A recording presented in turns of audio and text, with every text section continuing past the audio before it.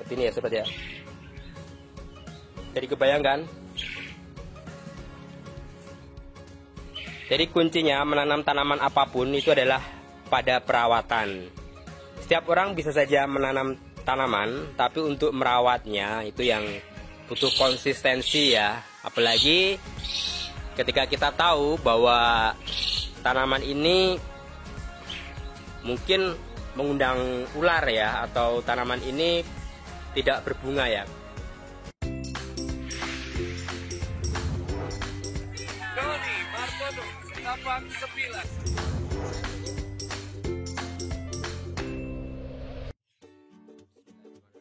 Assalamualaikum warahmatullahi wabarakatuh. Halo Sobat Setapak 9, apa kabarnya? Mohon maaf ini sudah lama tidak update tentang perkembangan tanaman Lee Kuan Yew atau tanaman janda merana yang ditanam di tanah. Nah, pada video kali ini saya akan tunjukkan bagaimana tanaman Lee Kuan Yew yang ditanam di tanah ketika kita tidak merawatnya. Ya, namanya manusia kadang sibuk dan bosan untuk merawat tanaman ya. Ini setelah hampir 1 bulan lebih tidak kita rapikan dan kita potong. Ini aut-autan seperti ini sobat. Saya akan tunjukkan dari atas dulu. Ini pada bagian atas. Ini seperti ini sobat ya.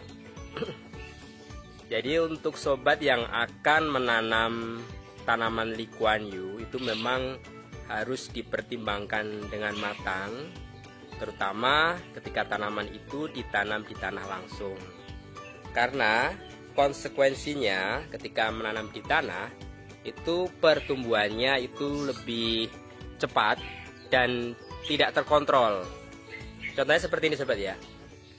Ini pada bagian atas, ini ketinggiannya sudah mencapai sekitar 3 meter. Dan itu sudah aut-autan seperti itu sobat.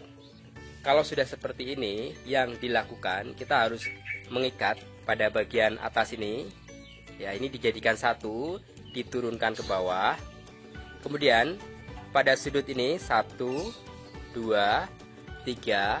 Ini adalah kalau ditarik garis ke bawah, di sini adalah posisi indukan. Ini juga, ini ke bawah, ini adalah posisi indukan. Otomatis ketika sampai talang air ini terjadi penumpukan seperti ini. Nah, ini kalau tidak kita ikat dengan menggunakan kabel atau tali, dia jadi bergelembung-gelembung seperti ini ya, menggerombol seperti ini. Ini jadi jelek ya. Apalagi kalau kita hanya biarkan seperti ini, kerapian dari tanaman Lee Kuan Yew jadi kurang ya, kurang menarik ya. Karena memang kelebihan dari tanaman Lee Kuan Yew itu adalah membentuk tirai, dan ketika tirai itu tidak rajin kita rapikan, tentu harapan untuk menjadi tirai yang indah akan kacau. Ya, contohnya seperti ini. Mungkin sobat sering melihat video-video yang lain pada cara menanam Lee Kuan Yew agar tumbuh subur dari part 1 sampai dengan part 4. Itu tampilannya selalu rapi. Nah, ini adalah kondisi ketika tanaman Lee Kuan Yew tidak dirapikan. Baik, ini yang bagian atas ini sudah saling bertemu, kiri dan kanan, ini malah membentuk seperti ini ya. Tapi ini tidak kita ingat seperti ini, jadi nanti kita akan merapikan pada bagian kiri maupun pada bagian kanan. Kemudian saya akan tunjukkan pada bagian bawah. Nah, pada bagian bawah ini seperti ini sobat ya. Ini aut-autan seperti ini ya. Idealnya ketika kita memangkas, terutama ini ketika tanaman Lee Kuan Yew sebagai penutup dinding, itu ketinggian di atas permukaan tanah itu adalah 20 cm. Kalau tidak dipotong selama hampir 1 bulan lebih, ini efeknya seperti ini sobat.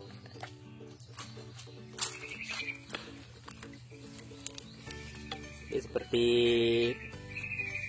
pada bagian bawah ini, saya akan tunjukkan.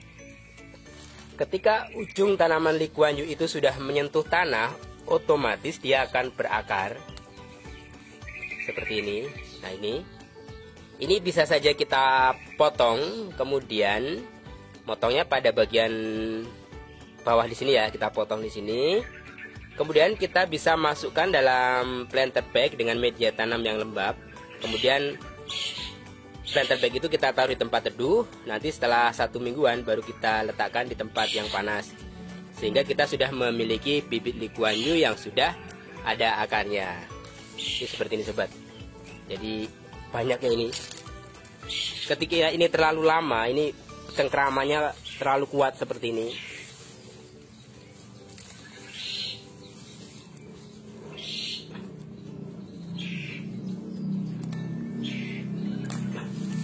Nah, seperti ini ya.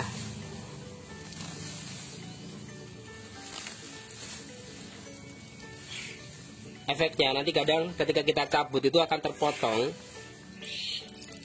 Nah, seperti ini.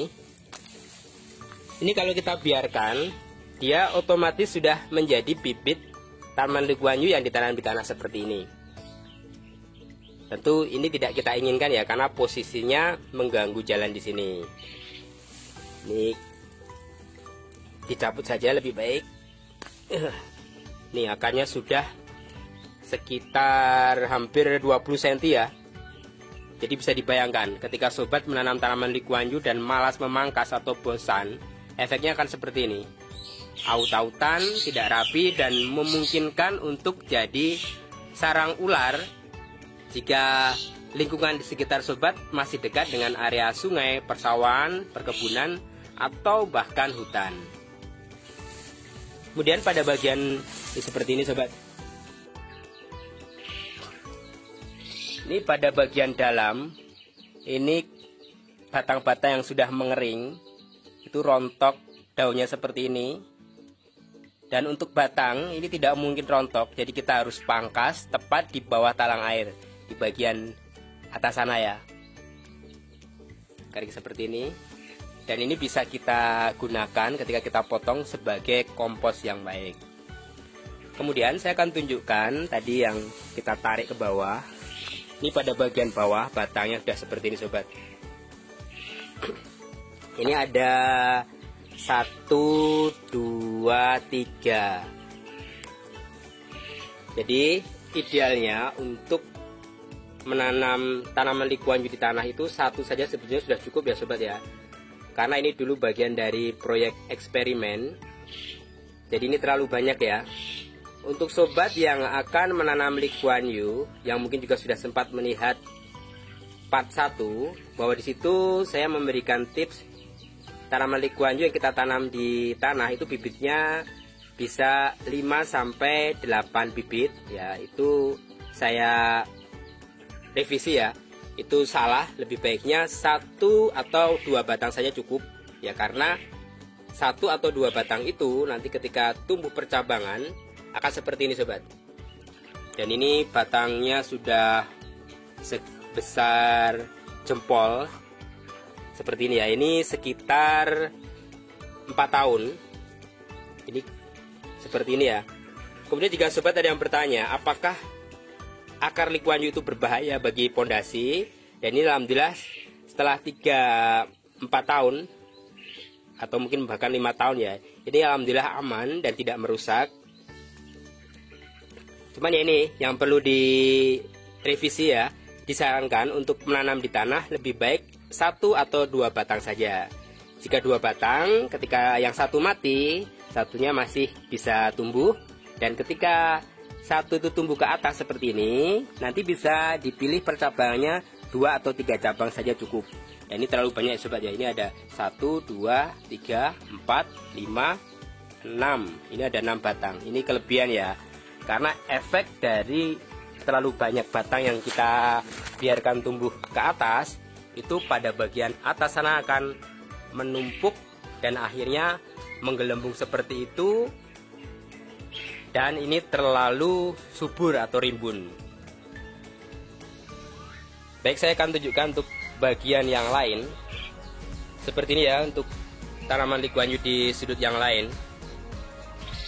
Itu yang menyentuh tanah ini sudah hampir menjalar sekitar 1 meter sampai 1,5 meter seperti ini.